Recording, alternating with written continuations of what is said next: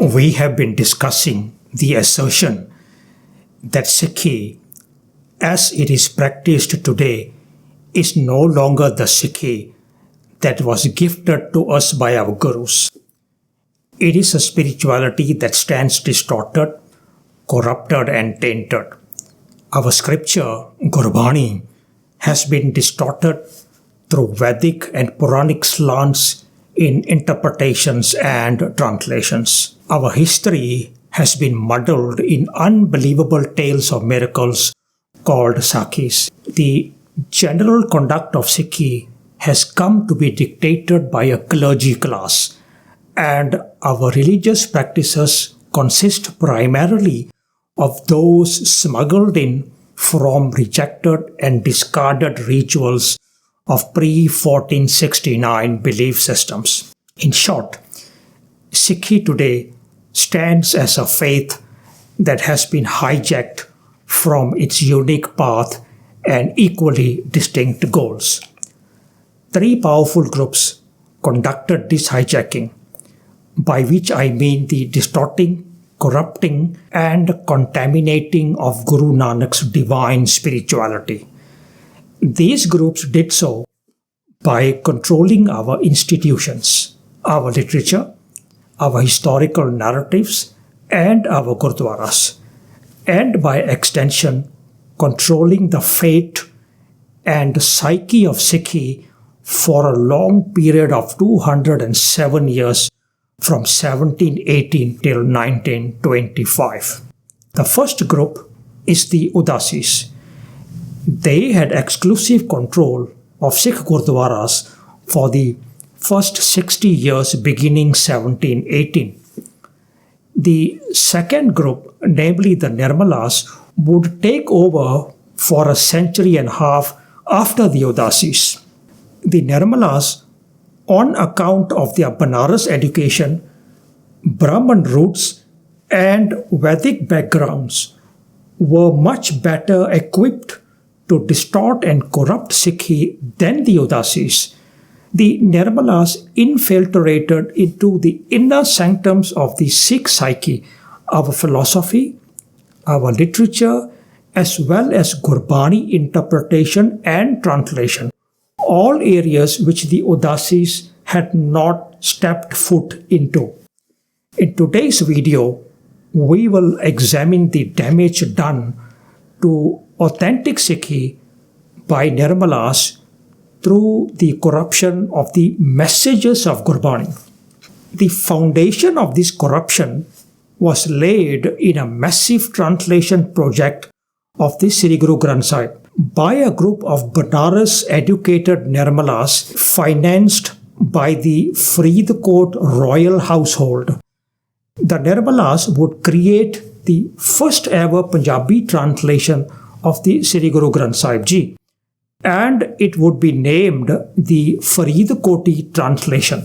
The Faridkoti translation is a defective, Sanatan-based and mythology-certifying adulterated presentation of Gurbani. Gurbani is presented as mired in Sanatan concepts and myths, and our gurus and Bhagats are shown as practicing, accepting, endorsing, and advocating the pre-1469 concepts within Gurbani. The eventual outcome of this Faridkoti translation is the portrayal of the Sri Guru Granth Sahib Ji as nothing more and nothing less than the fifth Veda. The term lost in translation would have to be modified to drowned in distortion and destroyed in corruption if we are to even begin to understand the whole-scale hijacking of Gurbani messages that resulted from this Faridkoti translation.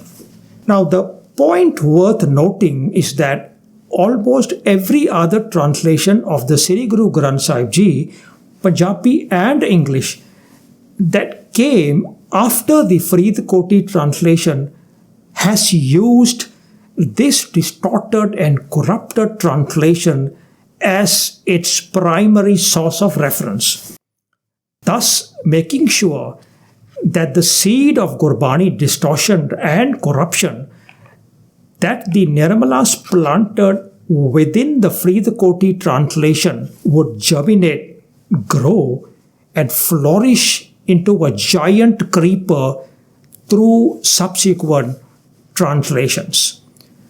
The creeper of distorted Gurbani understanding would engulf the psyche of Sikhs so completely that it is difficult to imagine being free from it.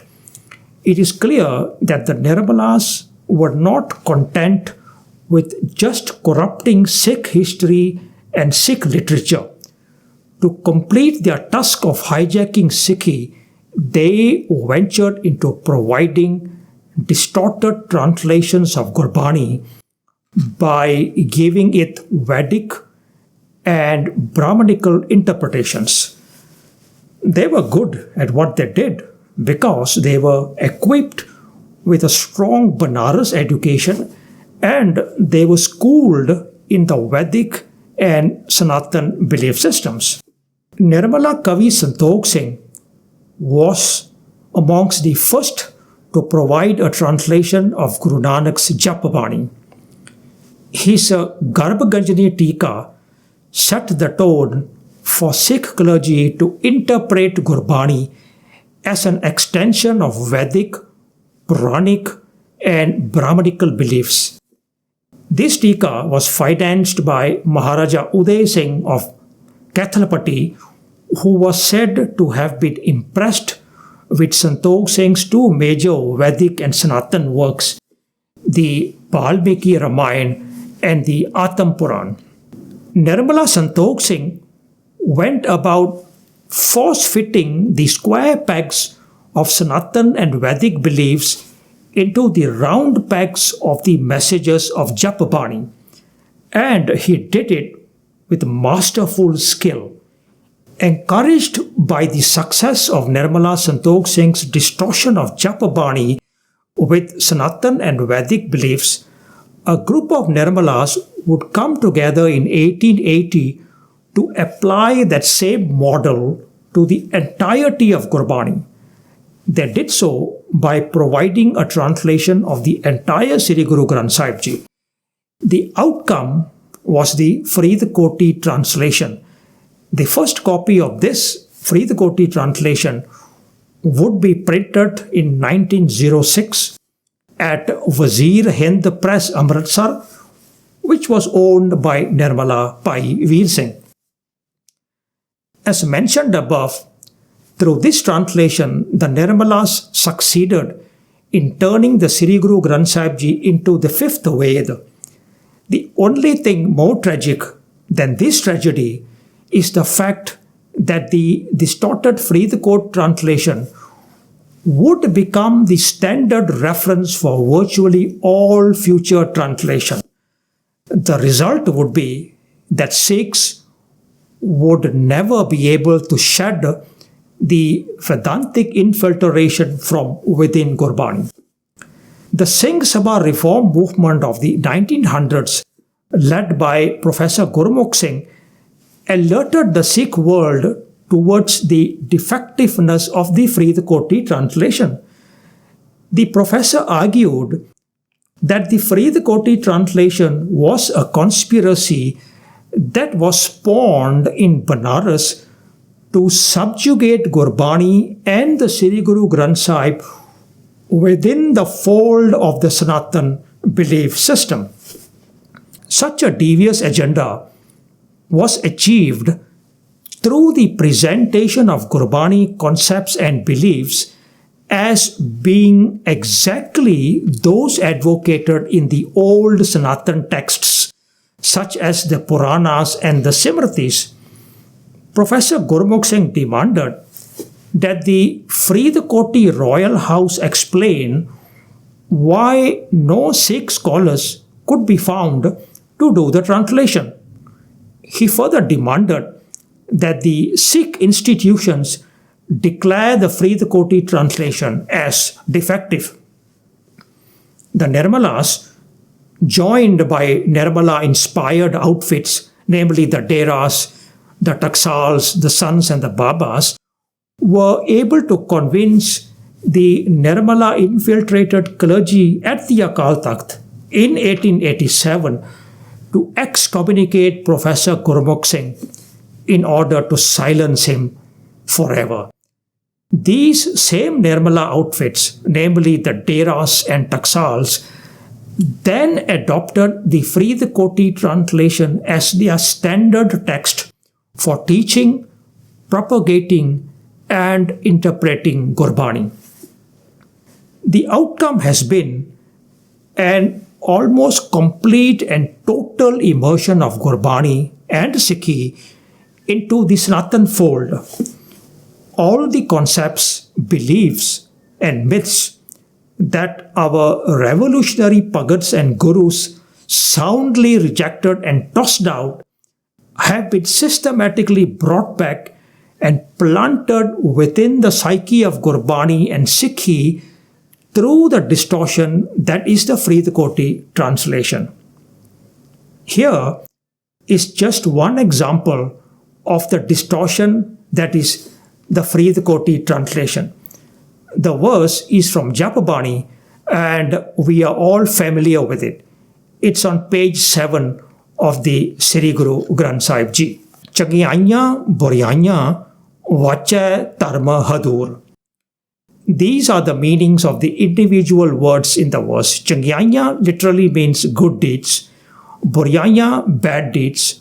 Vache means to weigh or evaluate. Dharma literally means rules, regulations, and laws.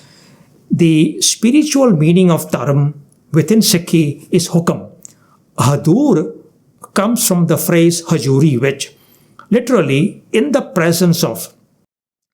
So it is a metaphor for on the touchstone of or the benchmark of. So the translation of this verse is the good and bad of my deeds on the path of spirituality is to be evaluated on the touchstone of his hukam. This translation, Pyareo, is taken from my book, Understanding Netrem, Jap Sodar Sohela, as it appears on page 237. So the spiritual message is, what is within his hukam counts as good deeds, and what is without his hukam, what is contrary to his hukam, what is in defiance of his hukam, counts as bad deeds. The evaluation of good and bad deeds is therefore on the touchstone of his hukam, as stated by Guru Nanak in body 1 of the same Bani, Hukam Rajain Chalana Nanak Likhya Anal. Now let's look at the distorted translation of the same verse by the Faridkoti Nirmalas. Shobha Karma, Ashobha Karma, Dharmaraye ke Chitragopat Vach Kar Sunavate Hain. In English, our good deeds and our bad deeds are reported by Chitragopat to Dharmaraj.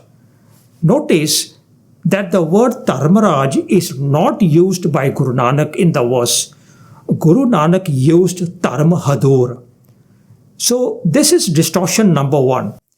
The changing of Guru Nanak's Dharma Hadur, which means the touchstone of hukam, to Dharmaraj, the mythical judge in the afterlife as advocated by the Vedic and Sanatan belief systems. Notice further that the word Chitragopat is also not used by Guru Nanak. So this is distortion number 2. The smuggling into Gurbani of another Vedic Sanatan entity, namely Chitragupt, the one who supposedly sits on our shoulders and records our every deed. So you see, Pyareo, in just this one verse, they have done the following 3 major acts of distortion and corruption. First, they got rid of Guru Nanak's spiritual concept of Dharma Hadur. Most Sikhs are not aware of this concept and its meaning. Taram Hadur means the touchstone of Hukam.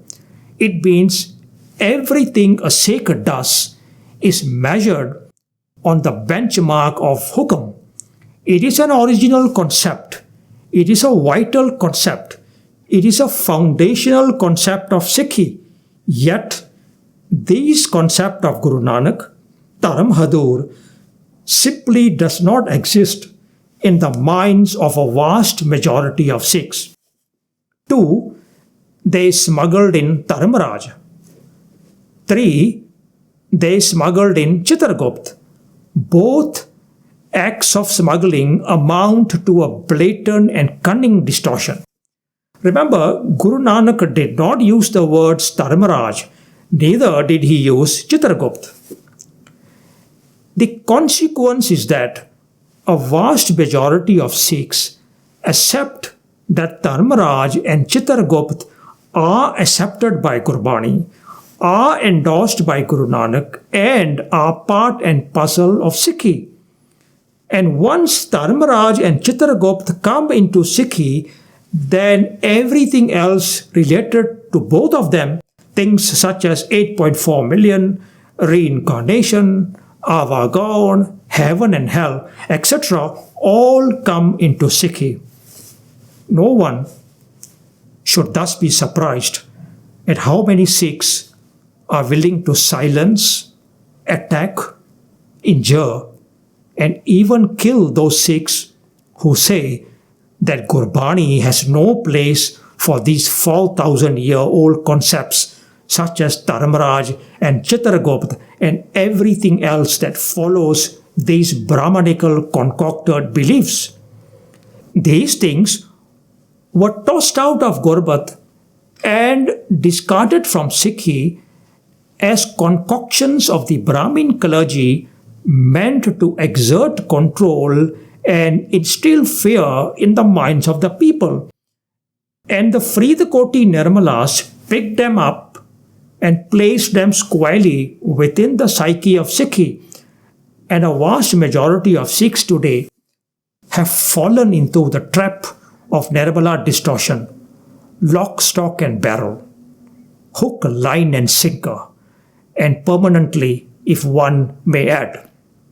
The Nirmalas did more than just distort, corrupt and adulterate the Sri Guru Granth Sahib Ji through their Vedic and Sanatan slanted translation. They contributed immensely to relegating and replacing the Shabad Guru concept of Guru Nanak to the Granth Guru concept. The notion of enlightenment of the Shabad as Guru is the core foundation of the uniqueness of Sikh spirituality of Guru Nanak. Guru Nanak made this absolutely clear in his seminal Bani, Siddhgosht. This is the question that was posed to Guru Nanak by the Siddhs and recorded on page 942 of the Sri Guru Granth Sahib Ji. Tera kavan Guru jiska tu chela, meaning, what is the source of your enlightenment, your Guru, that you are a disciple of? This is Guru Nanak's answer as recorded on page 943 of the Sri Guru Granth Sahib Ji. Shabad Guru Surta Tonachela, meaning the source of my enlightenment, my Guru, is the Shabad. My conscience is the disciple of the instruction. Now, the hijackers of Sikhi were aware that so long as the Sikhs accepted the Shabad as their Guru and as their source of spiritual enlightenment in the real sense, they, meaning Sikhs, would not fall victim to the corruption and distortion that was being ingrained. Given their Banaras backgrounds, the Nirmalas understood perfectly the corrupting nature and corrupting power of object worship. The task before them thus was on how to smuggle in this idol worship model into Sikhi.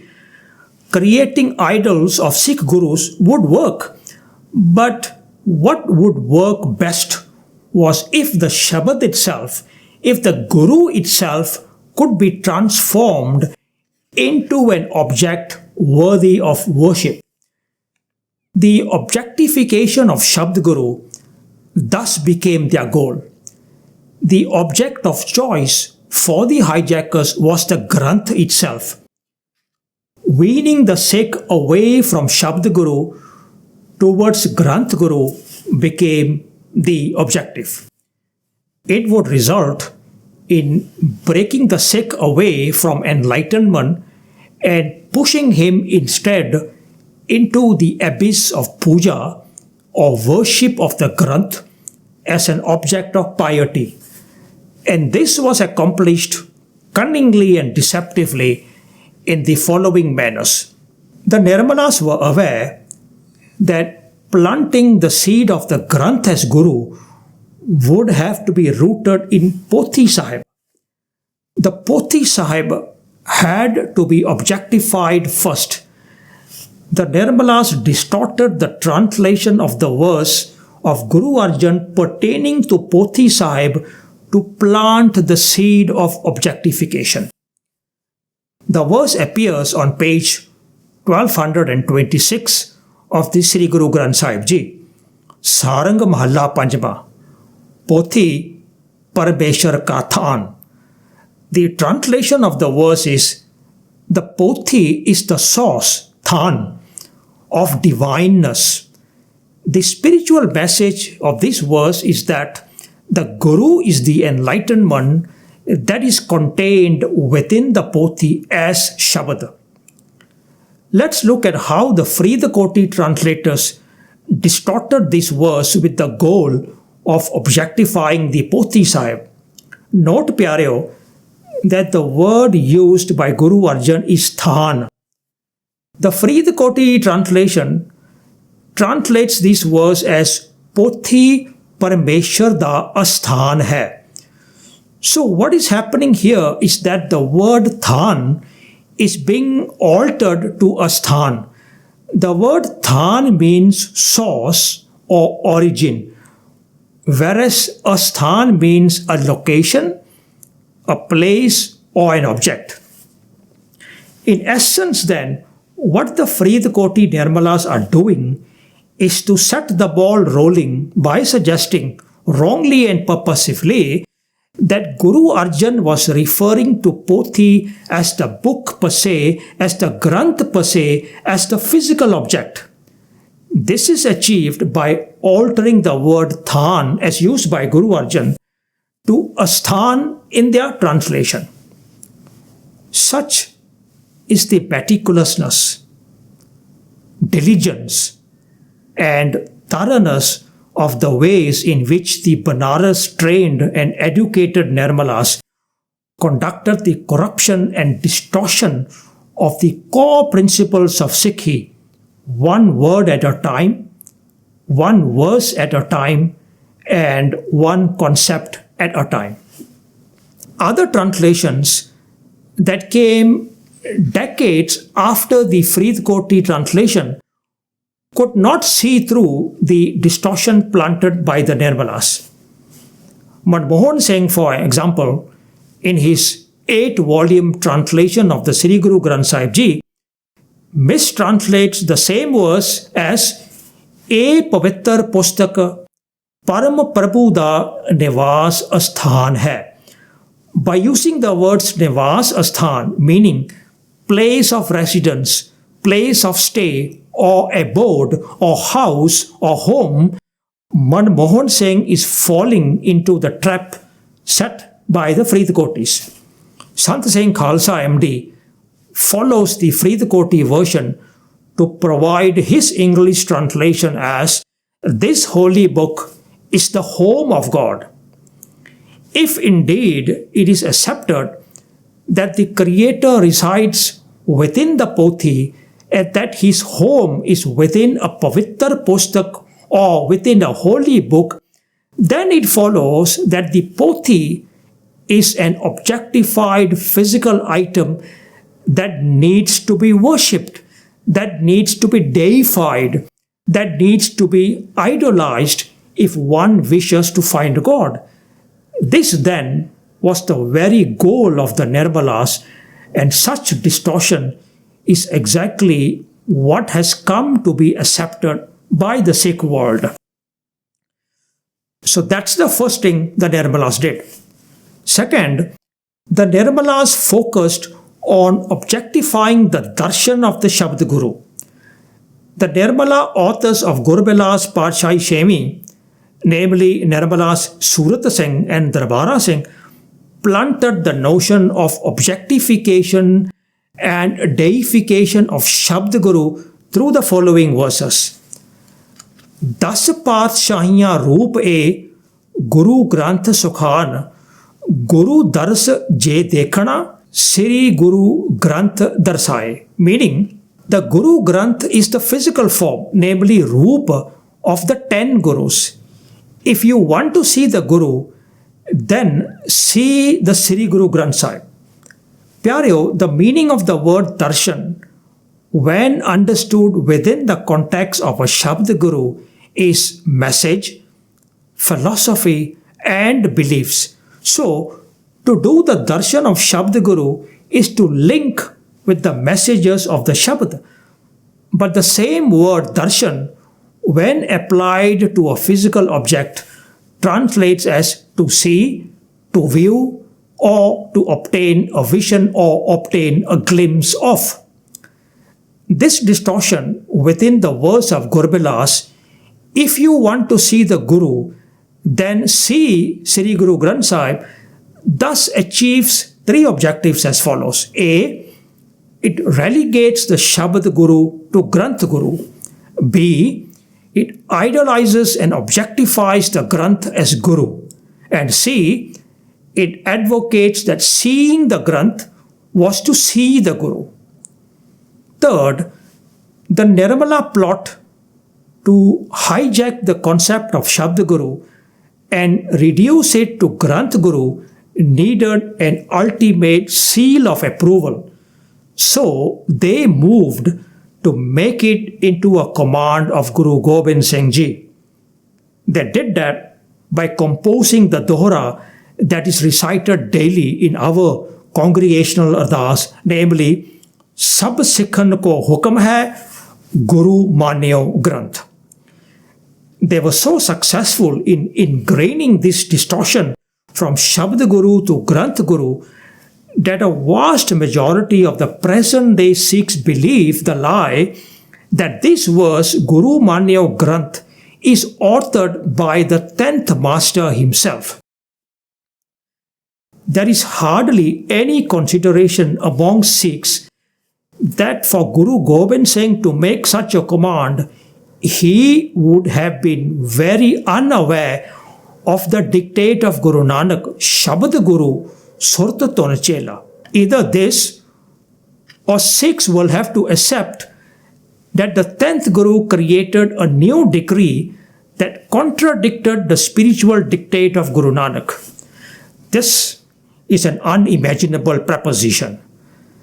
The verse Guru Manyo Granth is actually authored by Nirmala Gyani Gyan Singh more than a century and a half after the demise of the 10th Guru, and the verse can be found in his book Panth Prakash, first published in 1880. Nirmala Gyan Singh writes, 172 years after the demise of Guru Gobind Singh, that the Guru made the injunction just prior to his demise, the injunction that the Granth was the Guru and that the Granth was the living physical body of the Guru. The next verse of Nirmala Gyani Gyan Singh is Guru Granth Ji Manyo Pargat Guran Ki De, meaning the Guru Granth is to be accepted as the physical body of the Gurus. That's the meaning of the word Deh. Deh means physical body. Now, the earliest document that contains a reference to Granth Guru is a Rahatnama under the name of Prahlad Singh, who was a contemporary of Guru Gobind Singh. Verse 30 of this Prahlad Singh's Rahatnama reads, अकाल पुरख के बचन स्यों प्रगट चलायो पंथ सब सिखन को बचन है गुरु मान्यो ग्रंथ. Meaning, the panth was created within the command of God. It is ordained to all Sikhs to accept the Granth as their Guru. If indeed this was the command of Guru Gobind Singh, then Nirmala Gyani Gyan Singh has altered its wording. The Prahlad Singh version is not the one that Sikhs recite during their congregational ardas. But the more serious matter is that in verse 15, this same Prahlad Singh writes, Guru Khalsa Manya Paragat Guran Ki De, meaning accept the Khalsa as the Guru and Khalsa as the physical body of the Guru. In essence then, Bhai Prahlad Singh is saying there are two Gurus, namely Granth Guru in verse 30 and Khalsa Guru in verse 15. He makes no mention whatsoever of Shabd Guru, suggesting that he has no knowledge of the command of Guru Nanak pertaining to Shabd Guru Surt Tonchela. What is interesting is that the heading of his Rahatnama reads, Rahatnama Sri Guru Gobind Singh Ji Ka Ek Oankar Sadgur Prasad Bachan Sri Mukhwak Padshahi Dasmi, meaning the Rahatnama of Sri Guru Gobind Singh Ji, written as uttered by the 10th Master. Verse 1 begins with Rahat Bataiye Khalse Sona Bhai Prahlad, meaning I am dictating the code of conduct of the Khalsa. Listen, Bhai Prahlad.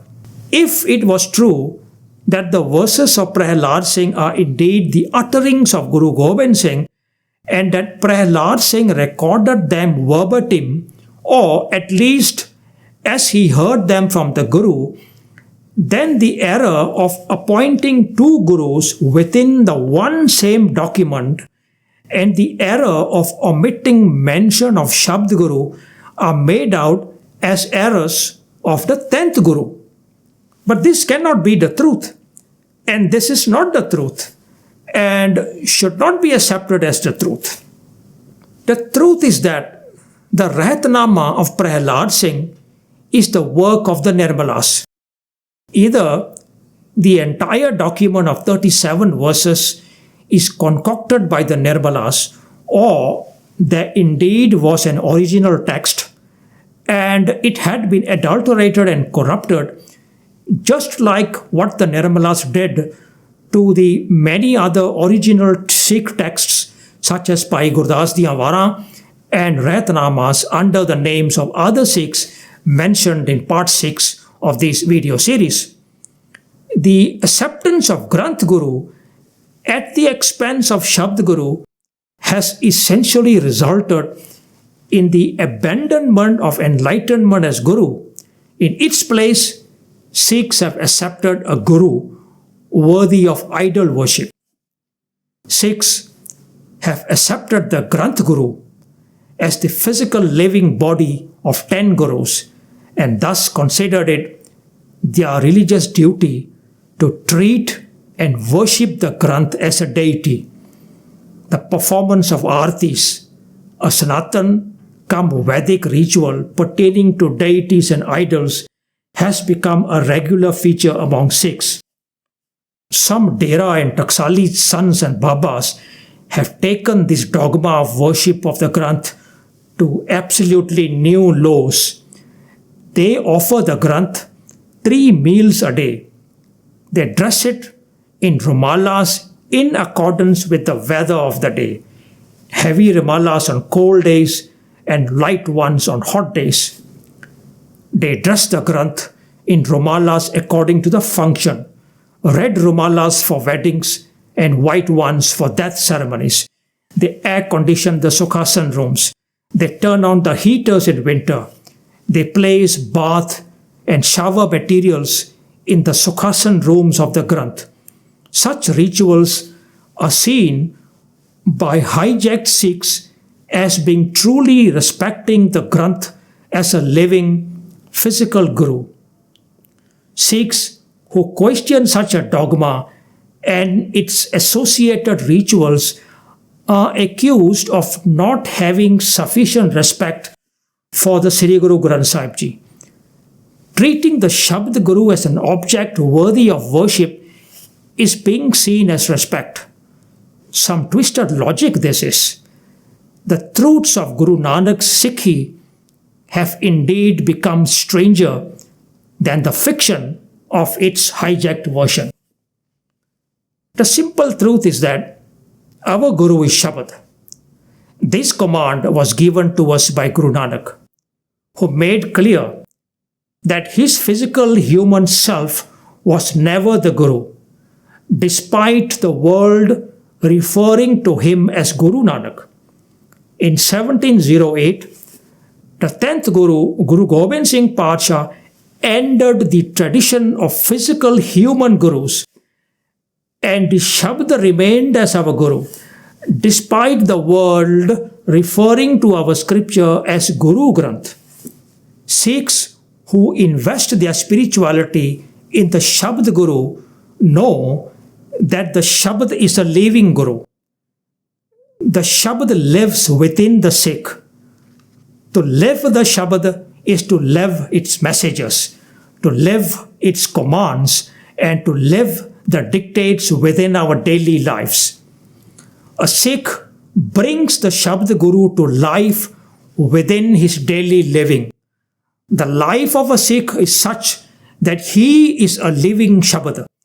He becomes the living Shabd. You and I have to live the Shabd and become the Shabd. This is the divine spirituality and equally divine living that the hijackers of Sikhi have robbed of us Sikhs in their deep corruption of our most basic tenets pertaining to the Shabd Guru. They robbed us of the divine enlightenment of a Shabd Guru and handed us a worship-centric Granth Guru. But there was something else. The Nirmalas knew that as long as Sikhs accepted the Shabd as Guru, they would enjoy a single, unified and united spirituality.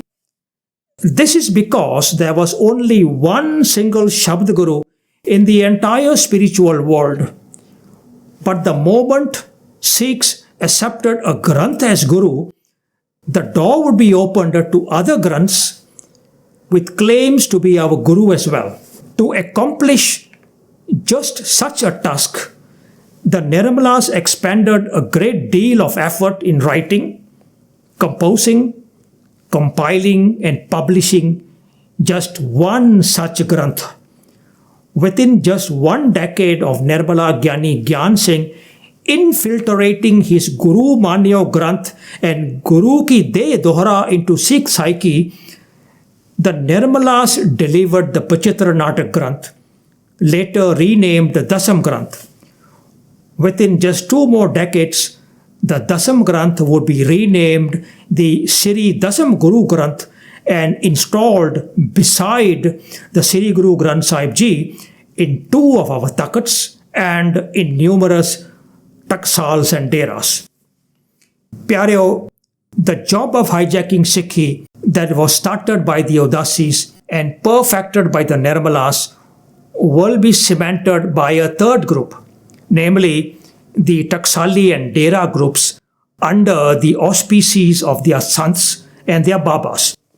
The next video will trace the role of this third group in the hijacking of Sikhi. Please continue to join me in this important endeavor of understanding the systematic and organized hijacking of the Sikhi of Guru Nanak.